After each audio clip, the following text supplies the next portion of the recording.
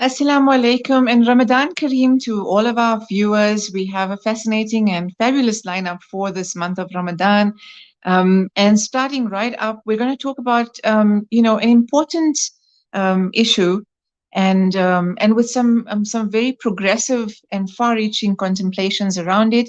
The book this week is called Zakah and Waqf, a paradigm shift towards synergization by Mr. Zeinoul Cajee. Now, when we look at, this concept of zakah and waqf, and we will delve into it, being able to pick the brain of this erstwhile author, let's look into the issue of investing a portion of zakah funds into long-term investments for the benefit of zakah-eligible beneficiaries. Quite a broad contemplation, quite an interesting proposal. Both zakah and waqf are important pillars of the Islamic economy, as we know, and current trends point towards closer collaboration between these two vital institutions that serve the Ummah. This book comprises of research articles, discussions, fatwa, and hypothetical proposals for practical implementation. So it's also based on an earlier, or rather an extension of an earlier publication by the author, Zakah, the Pillar of Empowerment. These important discussions are now brought together in this new publication, Zakah and Waqf. And we'll be speaking in a minute or two to Mr. Zeinoul Cajee, who doesn't need huge introduction in our industry and in our media space. He's well known. His practice as an auditor and consultant. He's widely acclaimed senior lecturer at the University of Johannesburg. He's had various exposure and interaction with international and Islamic scholars and ulama, engaged in various projects, and is well known since 2000-2001 for being passionately involved in the initiation, establishment, and implementation of the National AWQAF Foundation of South Africa. Mr. Cajee currently serves as the founding CEO of the organization and as the Deputy Secretary General of the World Zakah and Waqf Forum. Mr. Cajee, welcome to the show. It's an absolute honor to have this opportunity to discuss your new book with you, and congratulations on this new publication. Jazakallah and assalamu alaikum to all your viewers and all your listeners out there. And Jazakallah for the kind words of introduction. Jazakallah. Well, I've had to condense a rather illustrious introduction. So indeed an honor. I think the topic in itself has been your lifelong research, but important for us as Muslims to understand, and very topical now that we're at the cusp of this month of Ramadan. Give us a quick overview to introduce this concept and your motivation for this extended research on zakah and waqf in this new publication. Okay, Bismillahir Rahmanir Rahim.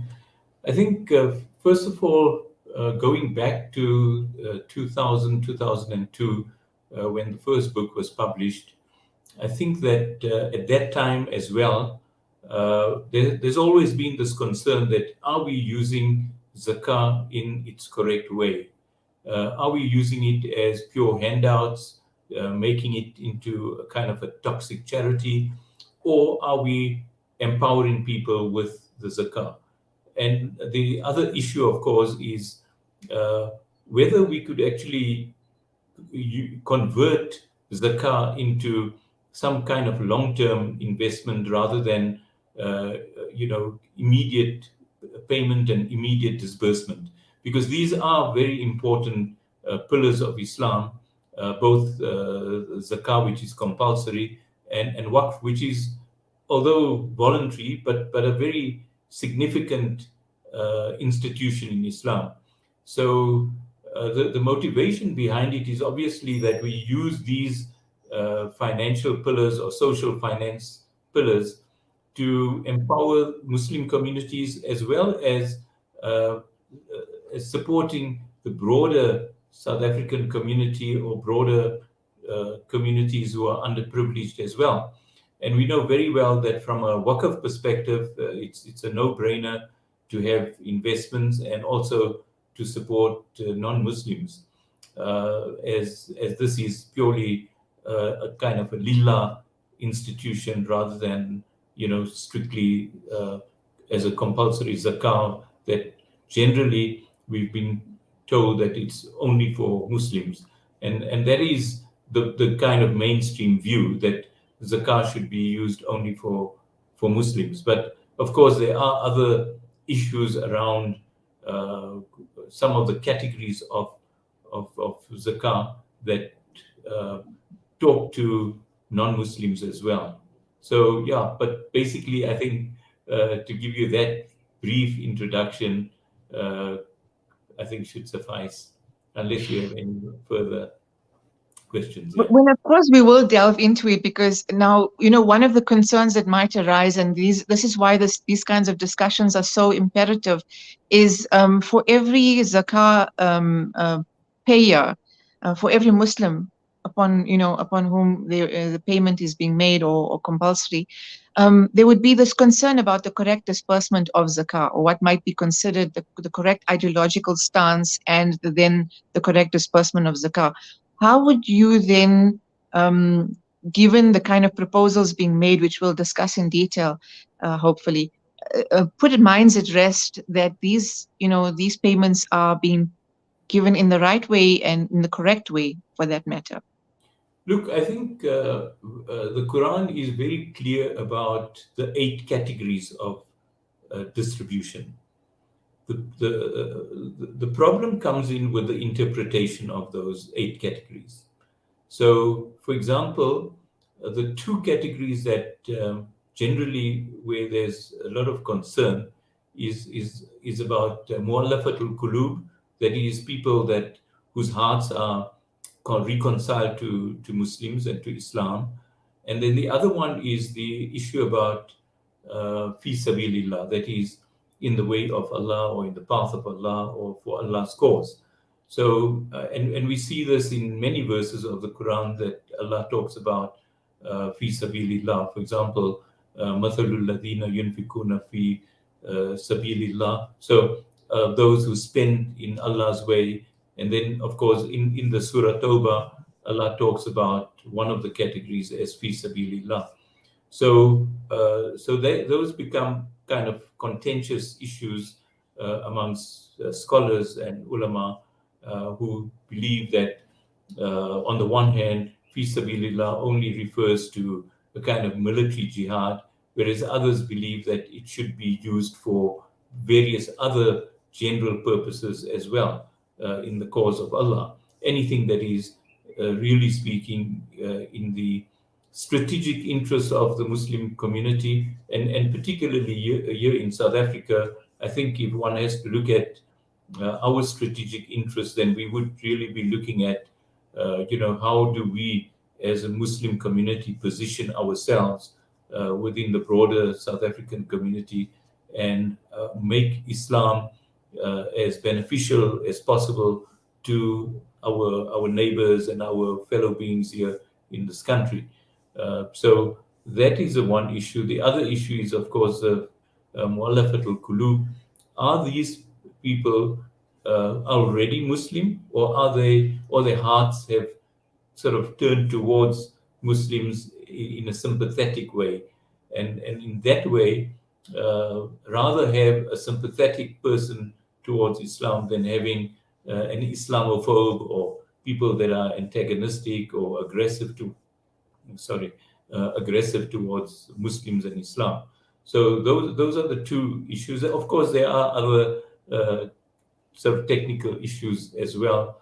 But I think if we can come to terms with those kind of issues, and then from your earlier question, the 8 categories, yes, I think there are certainly zakah eligible beneficiaries, and there are rules regarding zakah eligible beneficiaries. So I think those rules will obviously need to be complied with in order to channel zakah towards those people. The zakah does not necessarily need to be in cash. It can also be in kind. It can be in terms of machinery, in terms of equipment, to enable people to actually start a business and so forth. So there are various ways in which that can be done, but perhaps we can discuss that later. We also look at this concept of, I mean, there are many faith-based organizations within our community where various charities are undertaken, where various, charity-based operations are, undertaken, not just through feeding, but in various ways. There's help and that sort of thing. So there's a lot more to get into. Let's quickly get an ad break, and then I know we're going to get into the proposals that you're suggesting in this book. We'll go over to studio for the ad break and see where the discussion takes us afterwards, inshallah.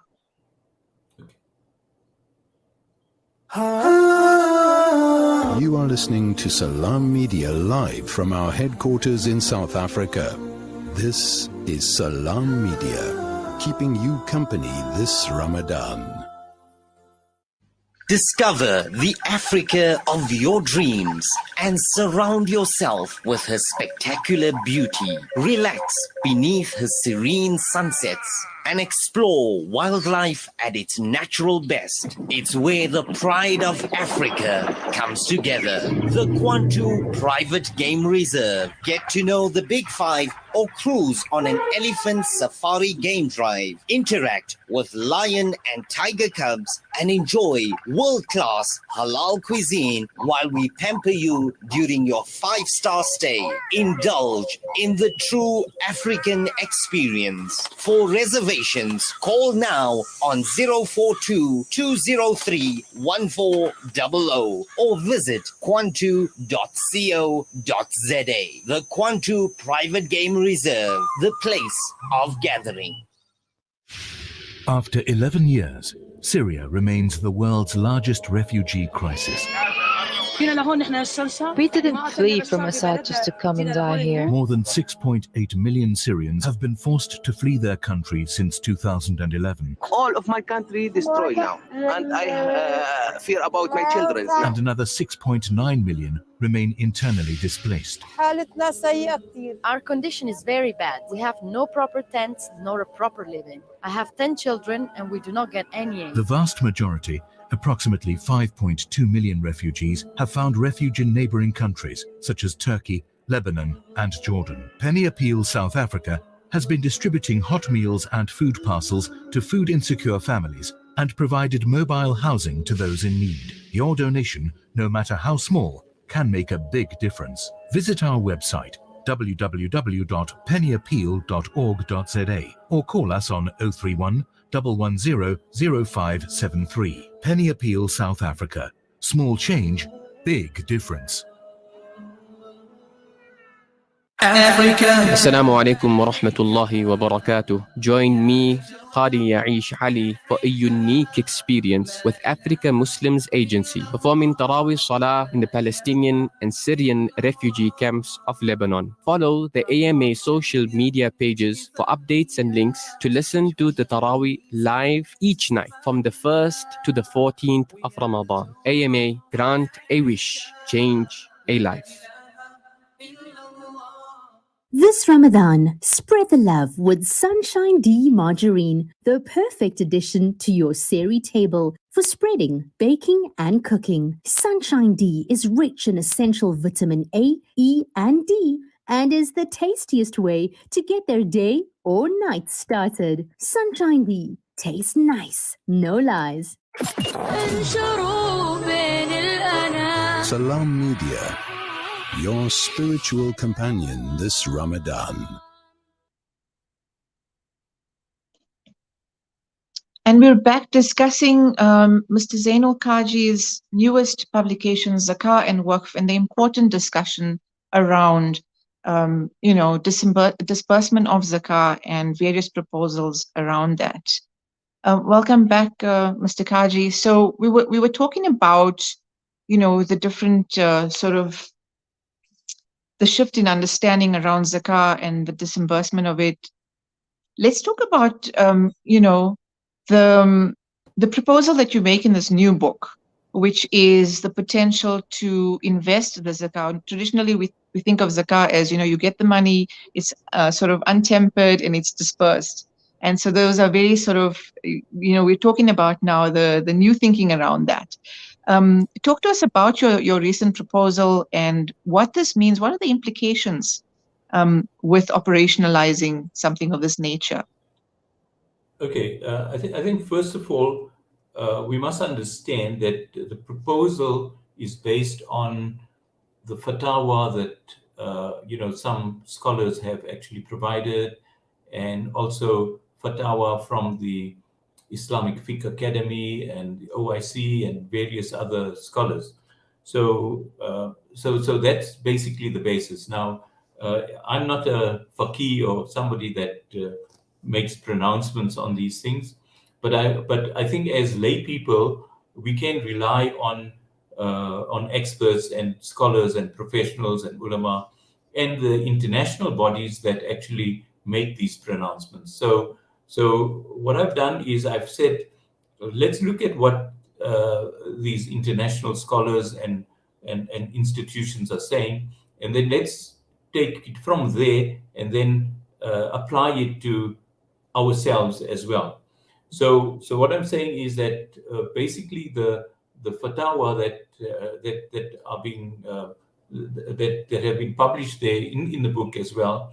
The one is by Sheikh Jasser Oda, who's a well-known scholar and who's very, very deep into Islamic scholarship. He's the chair of the Maqasid al-Sharia at various institutions, actually, including the one in Cape Town. And then there's the Organization of Islamic Conference there, Fiqh Academy, the one in India, and so forth.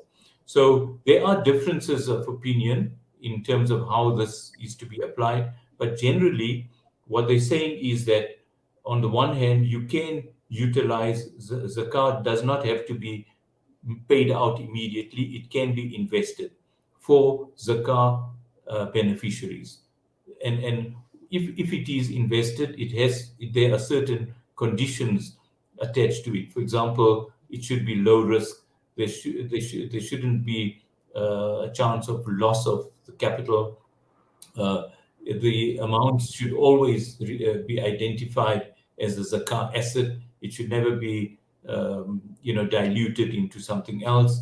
And then, of course, the donors that are making this kind of shift should be aware that this shift is being made. So there are these types of conditions attached to it.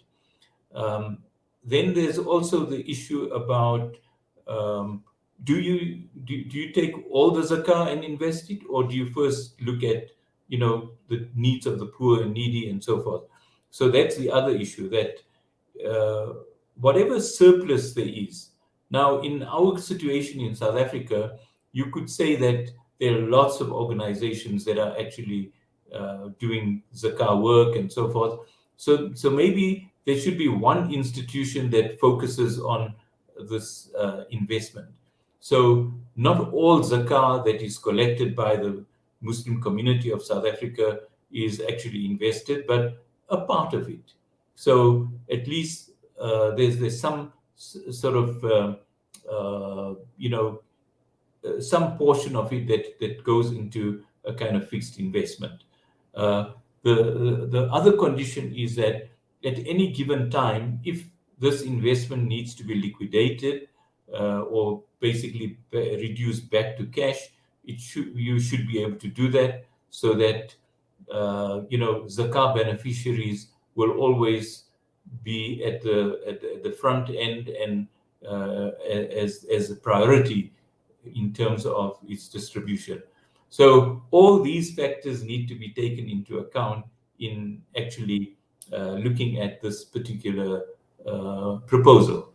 So what we're saying is that, okay, what we can do is either have a pure zakah investment or have it combined with waqf. So waqf beneficiaries could be anyone, literally speaking, because it could be Muslim and non-Muslim, and it could be for any particular purpose as well. Whereas a zakah, beneficiaries are predetermined, and we'd have to apply our minds, obviously, in terms of the selection of the beneficiary as well. So, for example, if we're investing in a particular project, in a building, which produces income, then the income relevant to the zakah must be then used for the zakah eligible beneficiaries, whether it be for the poor and needy, for debt relief, for the relief of refugees, for the administration of zakah, for the for fi sabilillah purposes. So we have those clearly earmarked categories. The broadest category, of course, is the one which we mentioned about the fi sabilillah, and of course there's the issue of the mu'allafatul qulub, which is very relevant to us here in South Africa, because there are lots of emerging Muslims in this country actually, and Islam is growing in leaps and bounds, and we need to do a lot of work in those communities. So that's basically it. We then take a portion of the zakah invested for the benefit of zakah eligible beneficiaries, and we also take a portion of waqf, and we could have that combination. So where we need waqf funds to support zakah beneficiaries, that's quite possible and that's quite easy. But zakah beneficiaries are strictly zakah beneficiaries. So in a nutshell, that's basically what it's all about. We can obviously expand on that, and go and take it forward and see how this can actually pan out into other kind of innovative ways in which to secure zakah beneficiaries in a sustainable way, so that we also build side by side with our waqf funds and our zakah distributions. We also have a zakah-based, what Jasser Oda calls as a zakah-based waqf. So for particularly, he talks about funding institutions that are established to produce Islamic scholars, or students that are studying Islam. So that's basically just one category, because education becomes quite an important aspect of zakah distribution as well, as it relates to dawah, and it relates to growing the Muslim community as well. And those students could be zakah beneficiaries as well. But rather than having it on a just receive and spend basis, have it as on a receive, invest, and spend income that gets generated. Basically, that's the model. I think, for the comprehensive explanation really would make sense now to many who would have questions while reading this and while listening to the interview. But especially, I think what's important to note is the sustainability of a fund that they can now administer and dip into at any stage when the need arises. So incredibly positive implications for our future and for the proper administration of these proposals, obviously. And definitely an important addition to the discussion around the administration of different forms of charity in our organizations around South Africa. There's so much of great work being done. So your expertise and your guidance will be well received, I believe, by all the organizations doing great work around the country and around the continent as well.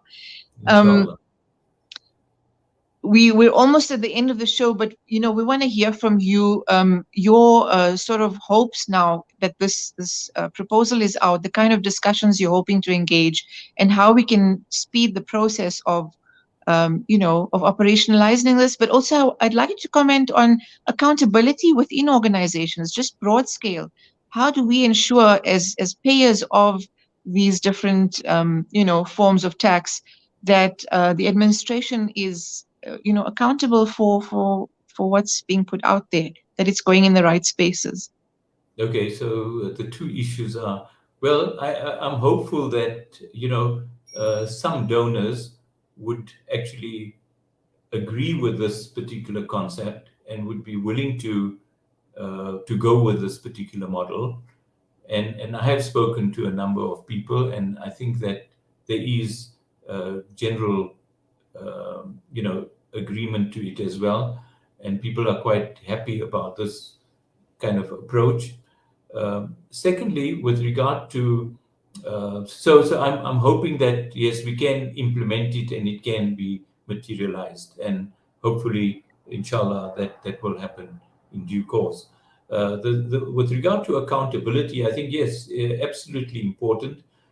We have actually issued a governance code for Islamic NGOs, and AWQAF South Africa, SENZEF, and other organizations, United Ulama Council of South Africa, Association of Muslim Accountants and Lawyers, have all kind of endorsed this particular document, which was initiated by AWQAF South Africa. Governance, corporate governance, and good administration are critical. We believe strongly in ensuring that every cent is accounted for within our organizations, and that our criteria for selecting people and for spending charities are up to scale or up to up to speed. So I think that we need to publish our financial statements. Sometimes we delayed, like currently we are delayed with our audit from our auditors actually. So it's not sometimes dependent on us. We may be ready for producing our financial statements, but then we are also kind of hamstrung by delays and so forth by third parties.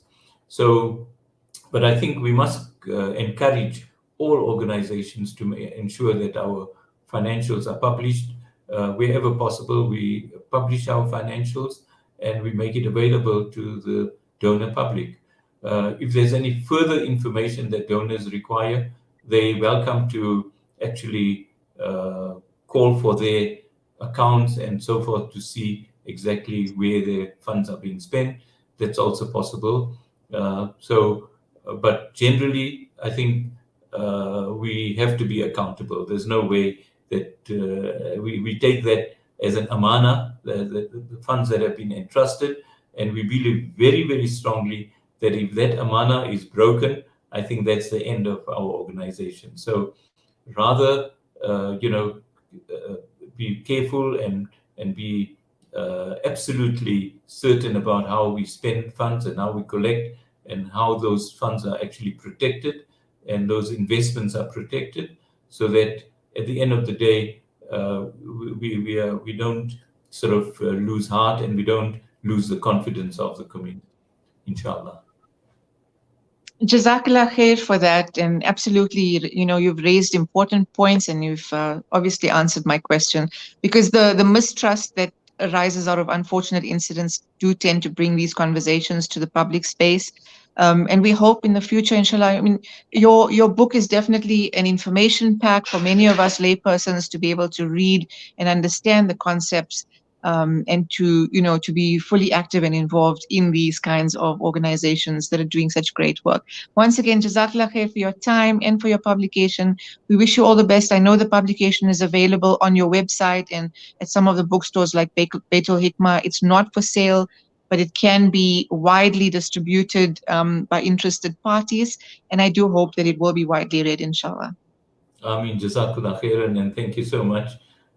We hope and pray that people do read and understand, and should there be any issues or whatever, we'd like to hear from you, and we'd like to take up those issues and clarify wherever clarification is actually needed. But Jazakallah so much, Sister Shafinaaz, for this wonderful interview. Thank you. Jazakallah khairan. Assalamu alaikum wa rahmatullahi wa barakatuh. Wa alaikum salam. And so we heard from Brother Zeinoul Cajee about his new book. Please do get yourself copies, distribute widely. They are available. PDF copies are available on the AWQAF website. I know that Baitul Hikmah has some print copies. They'll be available at various of the Islamic bookstores. They are available for distribution or voluntary donation. Multiple copies are available. And let's get engaging with the topic of Zakah and Waqf, constructive criticism and critique of, the discussion. and let's see where we take it from there. That's it from this week's show of Book Bites. Assalamu alaikum wa rahmatullahi wa barakatuh.